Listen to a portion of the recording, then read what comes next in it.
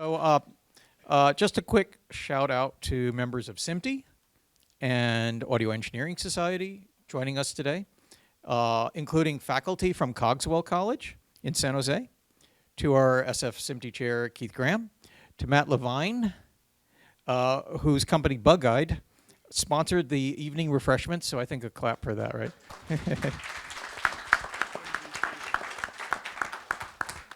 My own company, Advanced Systems Group, for its support of student outreach efforts. And then especially to Susan Tavernetti and Milena Grozeva, who made it possible for us to be here tonight.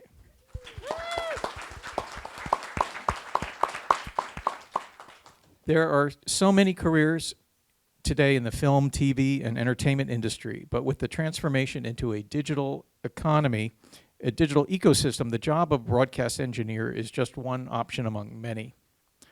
We have a panel of early careerists with us today, and we invite students to ask questions about how to get into the industry and what they might expect. We invite professionals to ask what the industry looks like from a fresh perspective.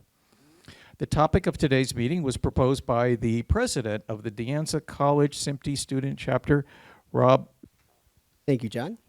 It's good to see everybody here. I see some new faces here as well as some old ones that I'm very familiar with. The first thing that we want to ask you guys is, who are you guys? What do you guys do? Brandon Martinez. Currently, I work with Advanced Systems Group, and I work at Google over in Mountain View. And I'm a senior AV technician and a maintenance lead. So I take care of all of our event spaces as well as staff internal events. Hello. Hi, I'm Sara Lennon. I work as a full-time video producer, in-house video producer at zSpace, which is a startup virtual reality company in San Jose. So I do everything from product tutorials to customer testimonial videos to internal sales kind of videos. Well, I'm Svensson, and I'm a freelance filmmaker. I do a lot of production assistant work and some production coordination, producing, really like all over. I'm a woman of many hats, so I just work mainly in film and television. So whatever movies come to the Bay Area, or I'm probably working on it. All right. Hello, my name is Dan. I am an audio professional of many fields. I am an AV technician, a composer, piano teacher, sound designer, and freelance anything audio as well, and live sound engineering.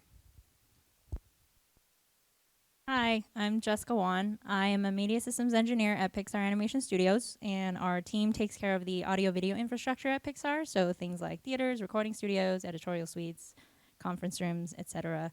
We maintain, upgrade, fix, build when necessary. Hi, I'm Ali. I'm a freelance filmmaker. Past year and a half, I've been permalancing at Apple, but I also work with other corporations in the Bay Area, Cisco and Intel, and also doing freelance filmmaking whenever I can. Hi, I'm Matias Godinez. You just saw the video up there. I'm the Spanish broadcast engineer for 49ers.com. I also traffic produce for KCBS Radio, and I'm currently a grad student over at San Francisco State University, hopefully going into the teaching into the field. So I actually am a grad student and teacher's assistant where I actually teach my own course in video production as well. Wow, there's a lot of diversity here on the stage right here. Give a round of applause for these guys. A lot of hard work. So obviously, as college students, you know, it may seem a little bit daunting to get your first job, especially, you know, if you don't know anybody in the industry. So I want to ask you guys, what's a secret that you guys can share the audience to finding one of these jobs? I would say be very open, as the young lady in the video said, just be very open to any kind of job that you can get. I would say if you have an audio discipline or a video discipline, try to focus in that area generally. So if you see something from maybe a video editor, a video assistant, anything in that area can kind of open up doors for you in your career in order to kind of progress up the ladder in your career. It's going to be very hard, especially with a limited experience, in order to find a very specific role. So trying to kind of had a broad swath of where you want to aim in your career, definitely expands the amount of options that you can get. Yeah, I would agree with that. I mean, especially when you're in film school right now, I would say take advantage of this network that you have. Work on a lot of student projects, make a lot of friends and colleagues in your class. Erica and Ali, I worked with, I worked on their project when we were in De Anza together. So, and we still work on projects together today. So, I would say make these connections now while you're still in school. For sure. No, yeah, I would say what Sarah's saying. We actually still, work together sometimes, and I just got some help on a video from her. So definitely one thing I would take from school is like network, know as many people as you can, try to get on as many projects. If you're still wondering what you want to do, that's totally fine. Like I'm still like, I'm about to turn 25 and I'm still like, yo, what am I going to be when I grow up? Like, but I'm like figuring out now more that I want to be more of a producer. Being on set, I realize I really love like helping people and getting them what they need for a project to succeed. And it's like, oh, hey, we don't have this. I'm like, why don't you just ask Joe that has a store? Like he has all those things. So yeah, just working your network and, God, networking is just so important. That's like my big thing. Just network with as many people, work on as many projects, make a bunch of your own little stuff, get your friends, make friends. It's good stuff. Hello. So I would say yes to all of that. And then just don't lose sight of what you want to do. Just be open to take different paths along the way in order to get there, right? So kind of what the video was saying, how she wanted to go into studio recording and ended up in live sound. Well, that can turn into something else in the future, and she could be back in studio recording. But, I went to college to become a composer. I wanted to learn more about music. I wanted to make film scores. I wanted to create, just different projects for myself and to release music under my name. But I haven't lost sight of that. Now, granted, I'm not doing that right now, but I still plan to in the future. So diversify your knowledge and always be willing to learn more, because even though we're starting our careers, we're learning more every single day. I was talking about this with some people earlier. My biggest secret is apply even if you think it's not possible to get it. So Pixar Animation Studios, it's a very famous company that makes some really good movies. It's a big company. Disney's a big company. And when I applied for an internship, I started as an intern. I applied online with no connections, thinking there's no way you could get it. But at the end of the day, there's definitely no way if you don't apply. So if you think you might work for the job somehow, if you really want the job and you feel like your skill set and your experience is relevant, apply. It doesn't hurt. Yeah, I think I agree with everything that everyone said. Also, one of the great things about being in college is that you can work on the films and the creative things that you like to work on.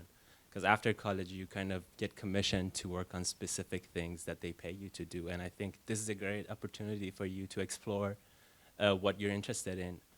I was interested in cinematography while I was in college, but now I've been editing for the past 3 years, even though like editing was not my first choice, but that's the demand, and I just go with it and get experience and seize opportunities. And if I can get cinematography work, then I will be prepared because of the experience I have from here.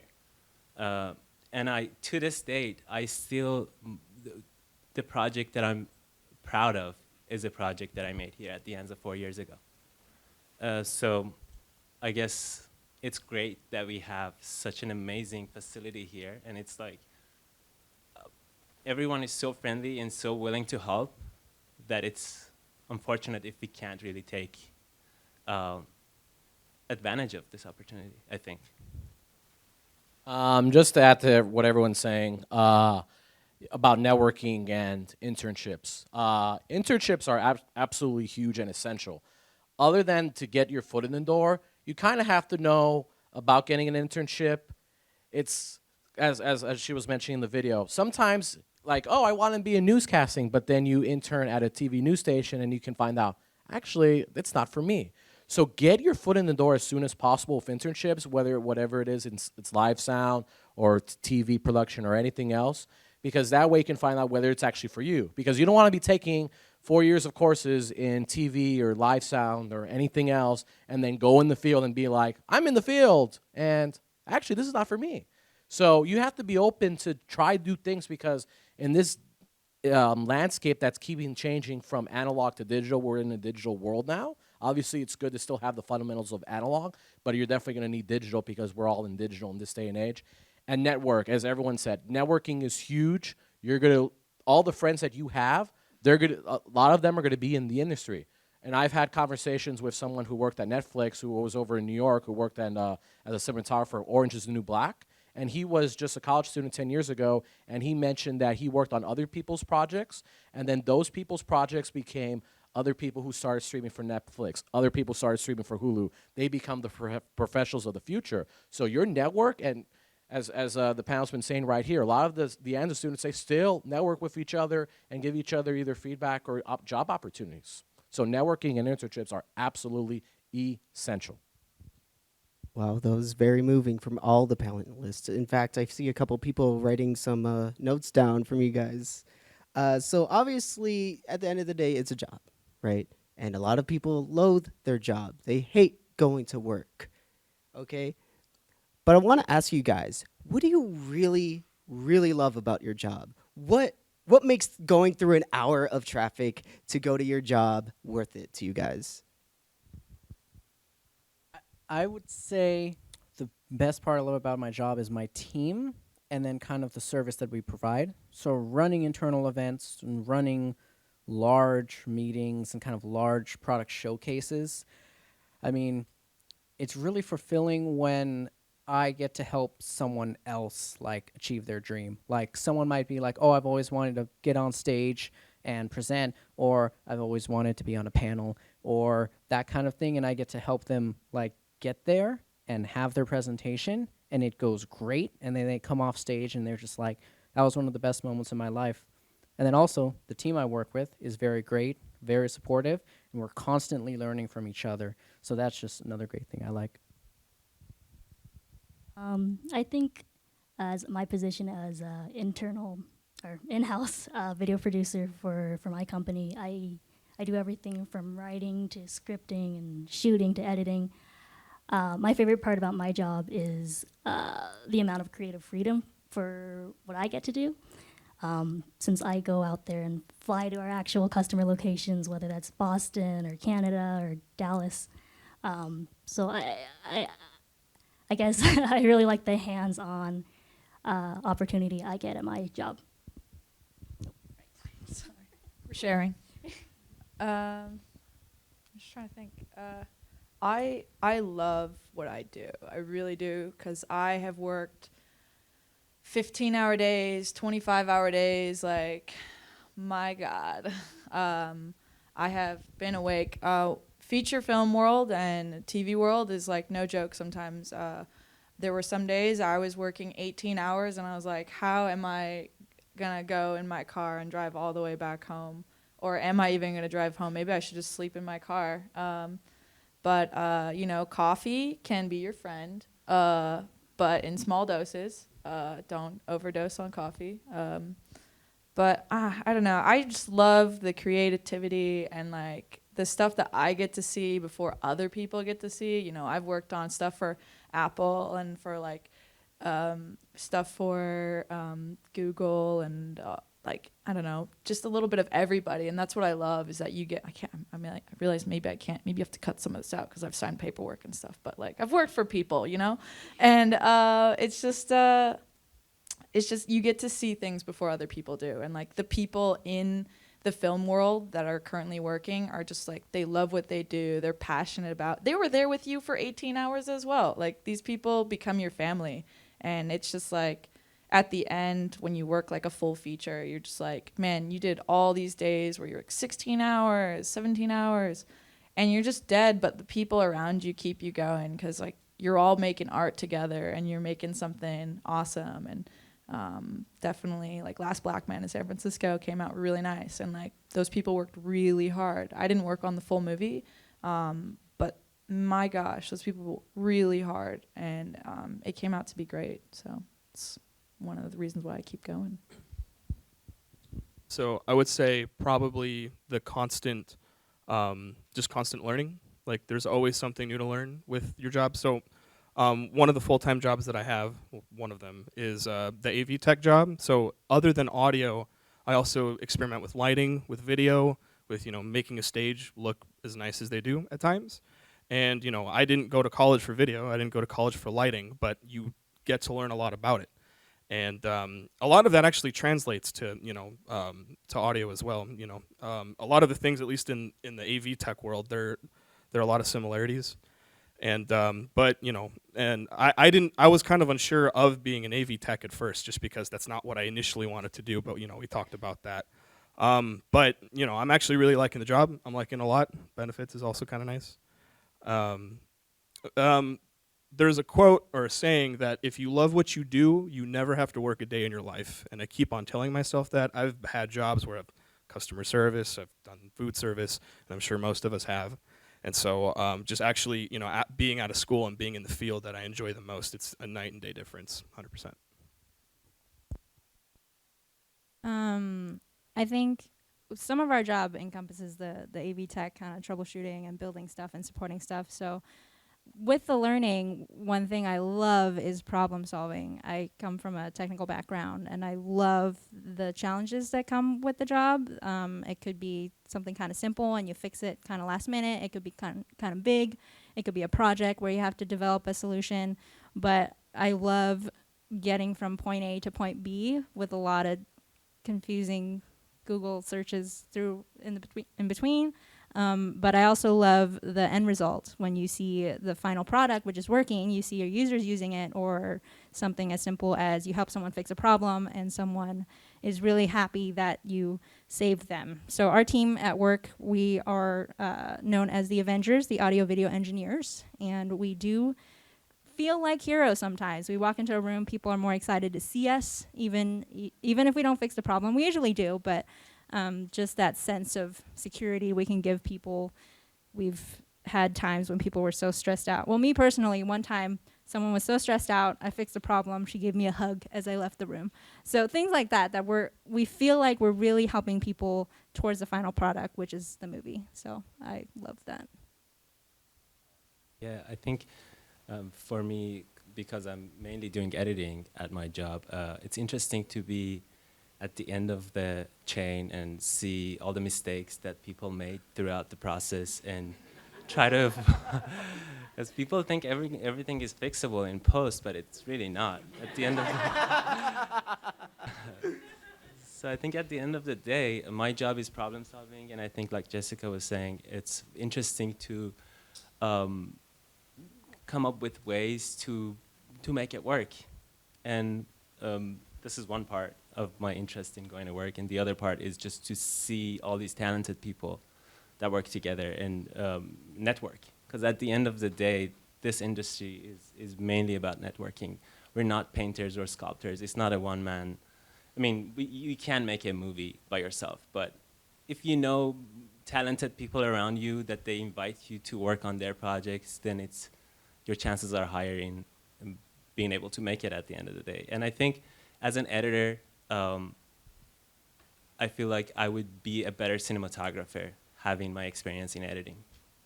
It allows you to be mindful of what the process is and what you would need to be able to tell the story.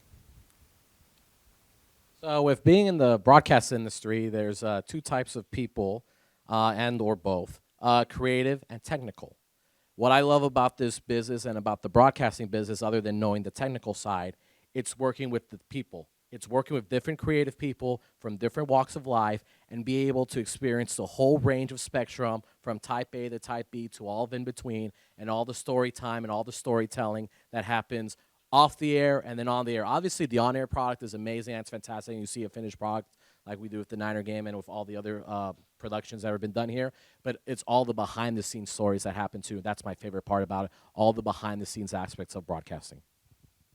Wow, some really encouraging words from you guys, like teamwork, problem solving. All of these things are really, really useful for us.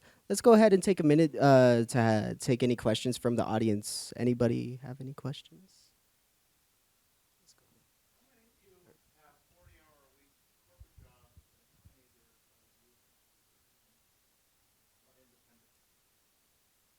Have a 40-hour corporate job. Same. I would say both. So I have my day job, but then I also freelance on the side. So I mean, yeah, both. Got I a guess couple both, full-time yeah. gigs, corporate and independent.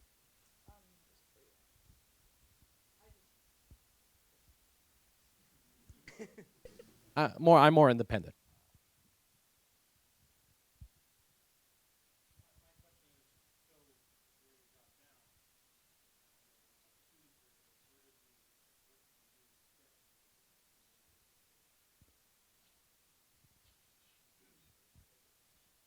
Do you want to start? Yeah. Everyone's we'll path do- is different. So Yeah, we'll do like a Cliff Notes version. So went to Expression College in Emeryville, have a Bachelor's of Applied Science and Sound Arts. Started doing front of house at a local venue. Went from that to doing audio at work at Stanford. Then AV tech at Facebook, systems engineer at Uber, now senior AV tech at Google. I went to Anza for like 3 years. I got my associates in film, TV. Yeah.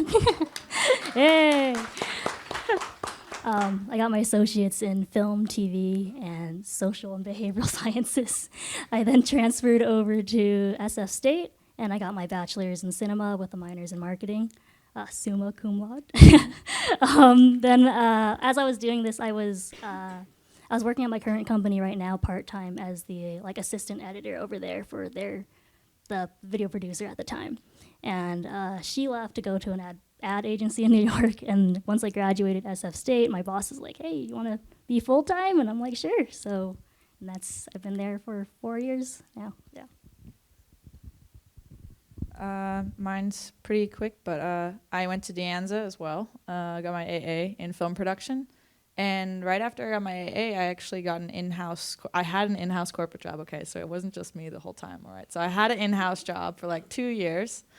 And then I wasn't I wasn't getting paid enough, obviously. It was just I was just me and one other guy, and I was learning, and I learned everything.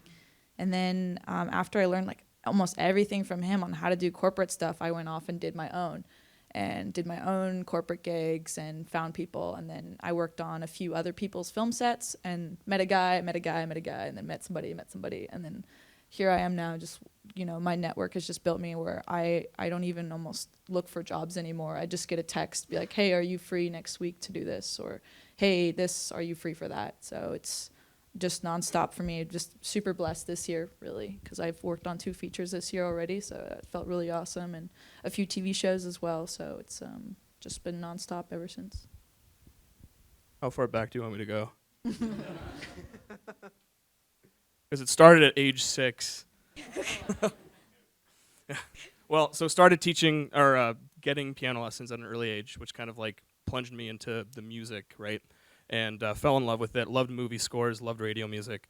And then when I graduated high school, I went to school for engineering, so something not audio or anything media related at all.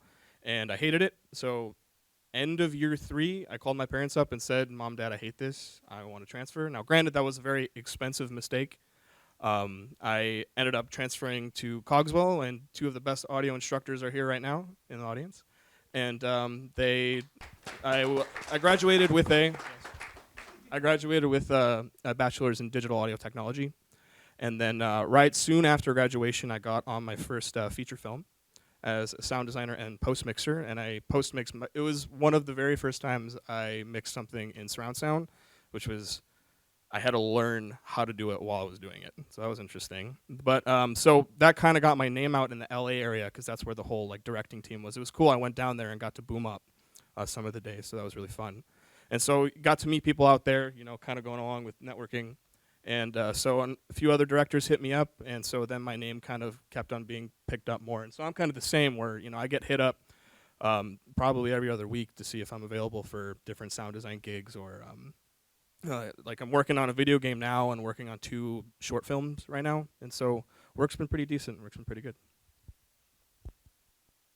I went to UC Berkeley for mechanical engineering. I liked engineering, but then I took a semester off of school to do a 3-month internship at Pixar. I just applied online and somehow got it, and so of course I have to take a pause from school to say yes to Pixar. And so I was 3 months at Pixar, went back to school. They said stay in touch, and then did another 3-month internship with Pixar for the summer. And at the end of that internship, my manager offered me a full-time job and offered to wait for me to graduate. I had another 6 months. So I really, really lucked out that there was a spot open and they liked me enough. And I've been there since. I've been there almost 8 years full-time. Thank you. Wow. My story is a little bit longer because I'm a little older. I was born in Iran and moved to Armenia for architecture. Got a bachelor's in architecture, and meanwhile I was a DJ. Moved to the US 9 years ago. Didn't know English, and so the Anza was near my house. Came to the Anza, took ESL classes while I was taking electronic music classes, and I wanted to kind of pursue digital music making. And somehow I got into film by taking one class, digital video production in 2013. That was an amazing class with Amy Gillette. And then I got into filmmaking and took all the film classes, didn't ever get a degree or anything, but just took it very, very seriously. I was in this department day and night. So Susan Tavernetti can attest to that. Yeah, I was here every day, just lived there basically, and made movies with people and met people, and I worked at a restaurant at the same time, part-time.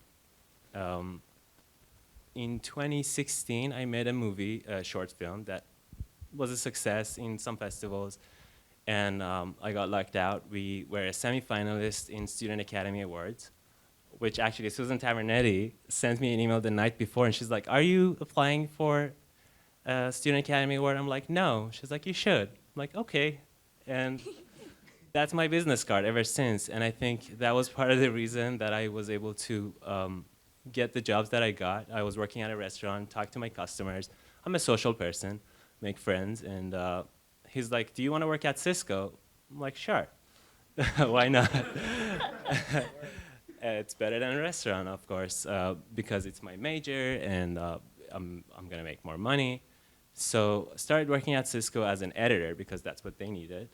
And then Susan Tavernetti again sent me an email. A year and a half later, she's like, "Would you be interested in this position at Apple?" Looked at the position, didn't even read it. I was like, "Apple, yes." So went to the interview. I was sitting at the interview with 6 other people, and the position was a video engineering position. And I'm not a video engineer. So I was like, I'm not a video engineer. I don't think I'd be able to do a good job. And they're like, "Oh, you're going to learn." I was like, "I don't know." And they're like, "What do you do?" And I said that I'm a video editor. And they're like, "Okay." They look at each other. They're like, "Should we take him to Janie?" And they take me to the head of post-production. And they're like, "We have an editor. Do you need an editor?" And she goes, "Yeah." And there we go. Year and a half later, still there. It's fun. And that's my story. Great story. I mean, that's what I love about broadcasting, the storytelling. So for me, I graduated from UC Davis as my undergrad. So I was at the campus radio station for 2 years, and then I went over back to community college over at City College of San Francisco. I was in the BEMA department there. I was there for 3 to 4 or 5 years. I was doing radio, I was doing TV, but I was mostly in charge of the radio station. I helped start streaming sports broadcasting for the football and basketball teams. And then for the last 2 years now, I'm over at San Francisco State as a grad student, and I'm also teaching video production and doing grad student work. And the way I got the 49er gig was about 8, 9 years ago, where I went over and saw one of the former City College professors. His name was Marcos Gutierrez. He taught it he was teaching at City College for about 10 years, but he had just retired like 13 years ago. And then I asked, "Hey, can I help out? I speak Spanish." He's like, "Oh, okay, cover a couple news events." And then afterwards, a few months later, I noticed that he had the Spanish rights to the 49ers. And I know Spanish, and I know a little bit about sports, so it's like, hey, why don't you be the color guy for the 49ers? I'm like, oh, sure, no problem. So I do have experience with sports broadcast, so I did that my first year, and then afterwards, he decided, okay, I want you to be the engineer, so I was engineer for that, and then somehow I've kept that position, even though it's been with multiple radio stations, and now the last 2 years it's been with 49er Studios, and I've kept that position, broadcast engineer for the Spanish 49ers team, so I've been with 3 different radio stations, worked with different radio stations, and gone off and on, and yeah, it's just taking an opportunity and going like, okay, I'm interested, and then one opportunity leads to another and to another.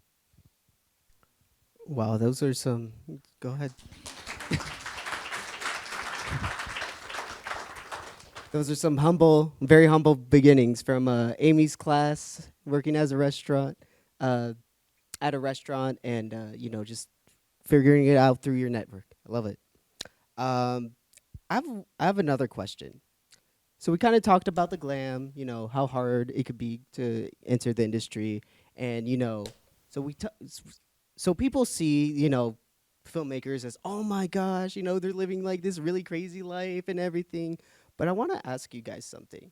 What's the hardest thing about your job right now?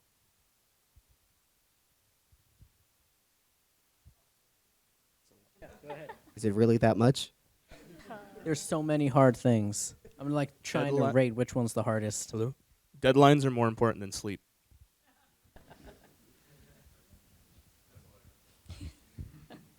It's true. I would say from kind of a maintenance and, well, actually, the thing I think is the hardest and is also my favorite is the live shows. And similar to broadcasting is you only get to do it once. And that one time has to go off. So all the preparation and all the pre-production and all of the during the production fixes, patching cables, all that stuff is very difficult, but once it goes out the door over the airwaves and everyone is happy, it's definitely one of the most rewarding things as well.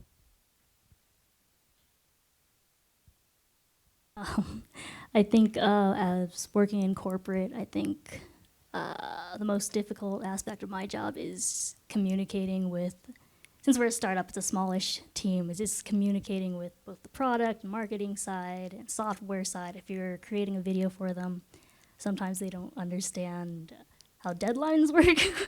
They'll be like, yeah, can you shoot this like in an hour and give a deliverable by tomorrow? So I would say that's probably the hardest part for me. It's just communicating, letting me know when you want things to be done in a reasonable time, I would say. That's yeah. This is hard. I think as a freelancer, since I don't work a 40-hour week typically, it's just getting that work and staying consistent. This year I've just been super fortunate and was like nonstop, and it was just this amazing roller coaster of like work. I worked one feature, then I went and worked on a TV pilot, and then like next week someone else had another thing for me to work on. It was just like this year I've just been incredibly blessed by my network and people just hitting me up like consistently, and I'm recently hired on another movie that I'll be working on next year, and it just keeps going. But it's hard to fill in the time. I know a lot of people that really struggle to keep it up, and they work a lot of part-time jobs. I'm very fortunate where I'm in a decent financial standing where I can now be okay to not have work for some time, and I have like a good network that, I mean, I get hit up, I don't know, like 6 times a week maybe, like on average for jobs now, but before it was like once a month, twice a month. It was hard, but I think that's like the hardest thing is getting started and getting your network to work for you, and when the season is slow. Like right now things are slow. I'm not getting hit up as much as I have been from the year, but it might be because people heard I was working on something and then that thing didn't happen. So we'll see what happens. But yeah, I think the hardest thing is just keeping consistent, like when I don't have that 40 hours and just finding the work that will get you the right paycheck to pay for living in the Bay Area, because my Lord. So, yeah, not getting too much sleep is a big one for me, because I value sleep a lot. But I'd say probably the other hardest part is knowing when to say no to certain jobs, right? Because when you launch yourself in the field, like you're excited, right? You want to accept all these jobs, you want to get it all done, you want to get your name out there, you want to make a bunch of money, right? But mental health is also really important too, right? Like there is a thing as overworking yourself. There is a thing of driving yourself crazy while doing it. So I think one of the hardest parts for me is finding a good balance in between work time and personal time and sleep time, obviously. So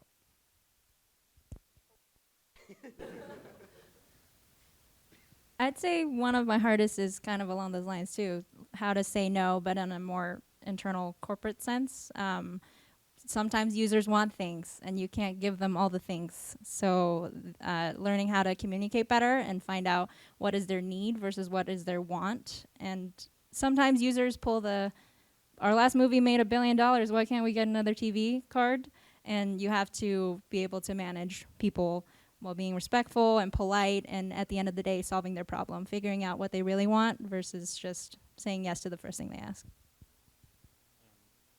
I think for me, this is, I guess, hardest part of my job is that I'm one of the least experienced people in our department, and it's just hard to keep up with all these people that have been working in the industry for ages, and they're like just really good at what they do, and just being able to come off as someone that is reliable and can do it right. And our pipeline is very professionally designed, and so there is no room for mistakes. So it's kind of stressful to be a part of it, and if you make a mistake, everyone can track it back to you and point fingers and be like, oh, I couldn't color because Ali renamed the plates and I can't find it. It gets really messy really quick, and I've made mistakes, and it's just not fun to make mistakes in that situation. Another hard part about my job is because it's a corporate environment, and we see like there are 200 people in the same building that you see every day. So that consistency, because I'm a social person, like I said, I'd like to say hello to people and talk to people. Some days you go to work and you don't feel like saying hello to anybody, and but you still see the same people, and like you don't say hello, and then they're like, oh, what's going on? And it's just that also becomes a challenge sometimes, some days when you wake up on the wrong side and you don't feel like socializing. But there are most days I'd like to socialize, so that's not a real problem. Yeah, I think for me, I think one of the toughest things, because I mostly do live stuff, producing, is getting it right, and being professional means getting it right 100% of the time. Because if you get it wrong, or if the audience can know that you got it wrong, then that's not good. So to be able to just meet that perfect standard, or that professional standard, not just for you or for the audience, but also for your team, because then you're letting your team down that you're working with, and just to be able to hit that standard every time, because you want to be technically proficient, so that way the content or the characters or the storytelling can come out in whatever medium that you choose. Great answers. And Dan, I really, really love your answer about saying no to things, because especially in college, we have no network right now, or we're building it right now. And saying yes to everything seems like a good idea, but I really like your answer about taking care of yourself before saying yes. Let's go ahead and go to our next question. Now, I know maybe some of you guys have done this, maybe you guys have not, but for those who have, I want to ask you guys, has organizations played a role in, either learning or getting a job, or really in your field at all? Organizations such as SMPTE, such as the YEP organization. How has that played into your guys' lives for those who have used those organizations? only those. It could be any organization that helped you out.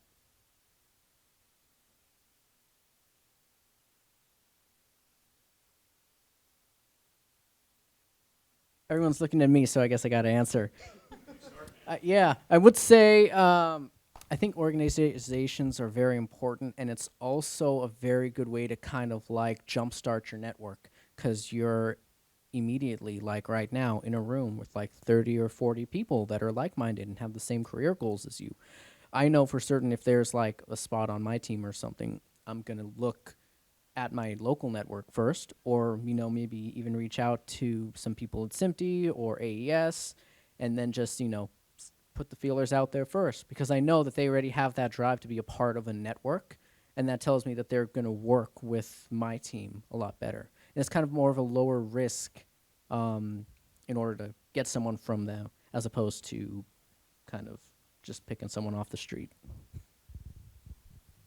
I would say, yeah, organizations like this are great for networking, but as well, I've personally used like Facebook groups, to be honest. So like I think De Anza has like a student film Facebook group. People would post gigs on like, oh, I need an editor or whatever, and then there's other ones like you created, right? The Bay Area for the ladies. There's the Bay Area female filmmakers Facebook group that I would respond to like other like editing gigs or stuff like that. So I would just like, I think Facebook, honestly, that's like the only thing I use Facebook for, to be honest, is seeing like gigs posted on there. I would say De Anza, I would credit to like honestly keeping me going, and like the teachers, like I would keep up with Milena and Susan, and I'd tell them like, hey, I got a job on this movie, or hey, I'm working on this thing, and I don't know, I did create a group on Facebook called Bay Area Female Filmmakers, and basically it was, I saw that there was not a lot of females on set, and it was something that I was like, okay, I'm one woman on set and there's like 30 guys here, and it's like a different dynamic, right? And just wanting to diversify and feel like, why is it that there aren't other women here on set? Like, why is it that there's mainly males? And just getting more women on set to, you know, show that this is something we can do too. I feel like a lot of women get pushed to the side, and I've heard those conversations. It's harsh to hear like, oh, but she doesn't work as well as so and so. I'm like, you don't know her, you know, like you've worked with her one time and you've worked with him 30 times. Obviously, you're going to pick the guy you've worked with 30 times before. So I don't know. It's I'd say De Anza definitely helped keep me inspired and helped like my network from De Anza. Like, oh my gosh, like Ali's here, Sarah's here. Like I went to school with these people, and it's just like, it's so cool to see like even one of the people I went to school with, one of the people I met through them won an Oscar. Like, I don't know if you guys seen Period End of Sentence. I know her. I was like, what? She won an Oscar. That's so inspiring. It's just like, I don't know, just having different networks, Facebook, and De Anza was great. Yeah, I'd say it's AES, SMPTE, pretty much any organization that you could get to. Like I know Facebook was mentioned.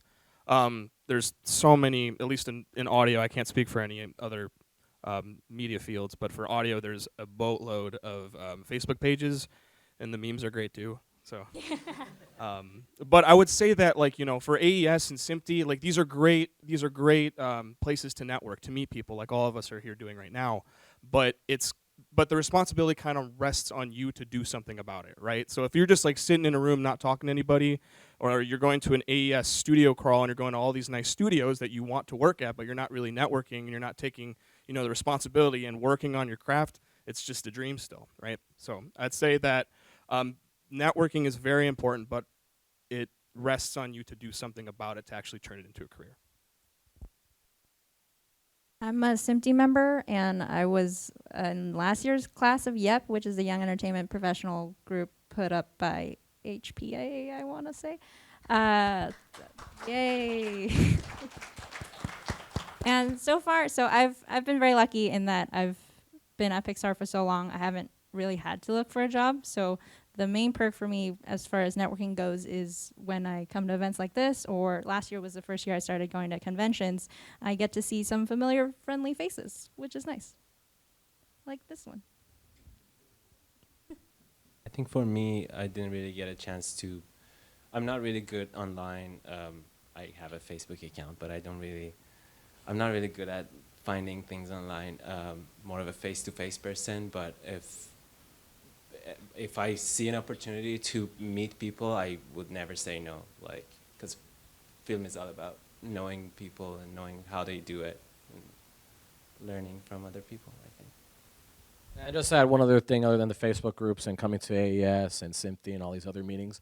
go to NAB Show. There are jobs there. There's a career fair there on the Tuesday of the third week of April at NAB Show in Las Vegas. I know someone who actually got a job from NAB Show about like 9 years ago. Was a television reporter. She just did her normal thing at a community college and then got the job in Eureka and then went from Eureka to El Paso to Sacramento. And that all started at the NAB Show. The NAB Show is the National Association of Broadcasters Convention, and it's free for students. So there's usually a free student code that everyone goes to. So, yeah, it's free for students. I was also going to plug 2 audio groups that I know a lot of my colleagues are on. And this gentleman reminded me of them, the Sound Girls group. And then also WHAM, the Women's Audio Mission, is another great one. All right, now we have John Shike who wants to make a statement. I just want to make an observation about our panelists here of how well they've dovetailed school. We're talking about De Anza, we're talking about Expressions, we're talking about UC Berkeley, we're talking about SF State. I hope I haven't missed one, but Cogswell, sorry. So, but really, I think it's a really key thing listening to how they have actually taken what they were doing in school and they've actually kept that connection going, and then that's really helped them connect into their early careers and into the next careers and ongoing. So I think that's absolutely an outstanding thing that they've done. It shows to what they've already accomplished. So I think we want to wrap, but another person I want to point out, first of all, is all of our volunteers. So we have the De Anza people taking care of audio and video and everything for us today. So I think that's really fantastic. And also Robb Bessler, who is actually Villicana. Okay. It's Villicana. Who, as the president of the Student SMPTE chapter, is also now published. So he's actually in our September issue of our Motion Imaging Journal. So really happy about that too. Thank you for that, Robb. It's nothing. Okay. Shall I do the credit roll sort of thing?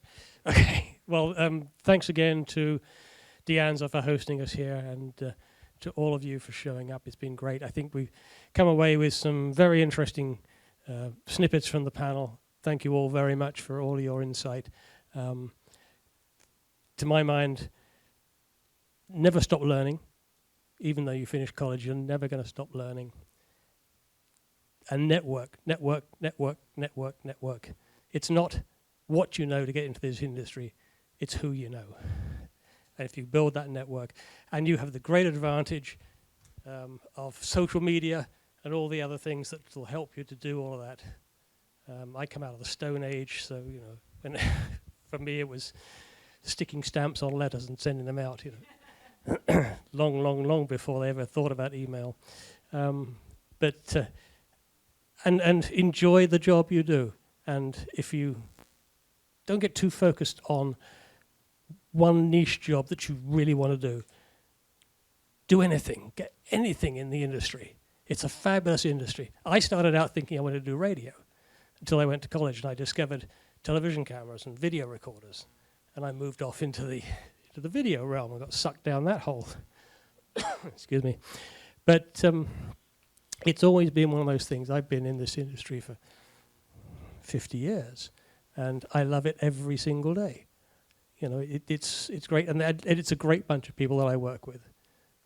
Always enjoy and benefit from the team that you have working with you, and learn from that team. So I think that's about it. Robb is going to say one final word. This will be short, don't worry. So as you can see here, we have a very diverse group of panelists. And they all started with nothing. They all started somewhere. Some people used their network. Some people used organizations. Some people, fought for a job. Hopefully not physically. But everybody starts somewhere, right? And what I want to leave this with, I want to leave you guys with this. You don't have to code. My entire life, everybody has told me that you need to code if you want to survive here. I don't know, do we have to?